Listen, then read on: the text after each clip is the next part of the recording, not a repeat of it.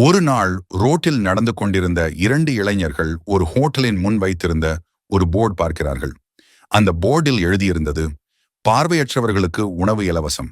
அதை பார்த்தவுடன் அந்த இருவருக்கும் ஒரு தவறான யோசனை வருகிறது. உடனே இருவரும் கருப்பு கண்ணாடி அணிந்து பக்கத்தில் இருந்த ஒரு குச்சியையும் எடுத்துக்கொண்டு பார்வையற்றவர்கள் போல நடித்து அந்த ஹோட்டலுக்குள் செல்கிறார்கள். உள்ளே சென்று நிம்மதியாக அமர்ந்து நன்றாக உணவு சாப்பிடுகிறார்கள். சாப்பிட்டு முடித்த பிறகு கடை ஊழியர் வந்து உணவுக்கான பில் கொடுத்தார். அதற்கு அந்த இருவர், பார்வையற்றவர்களுக்கு உணவு இலவசம் என்று எழுதி போட்டிருக்கீங்களே என்று சொல்கிறார்கள். உடனே அந்த ஊழியர் கேட்கிறாரு, எங்கே எழுதி போட்டு இருக்கிறது என்று. அப்பொழுது அந்த இருவரும், அதோ அங்கே என்று போர்டை கையால் காட்டுகிறார்கள்.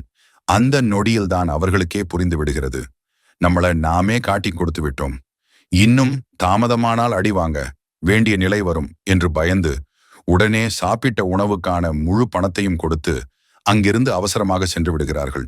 இதிலிருந்து நாம் தெரிந்து கொள்ள வேண்டியது, தவறான வழியில் கிடைக்கும் எந்த லாபமும் நிலைக்காது. நியாயமாக இருப்பவர்களை ஏமாற்றினால் ஒரு நாள் நம்மையே வெளிச்சத்துக்கு கொண்டு வரும்.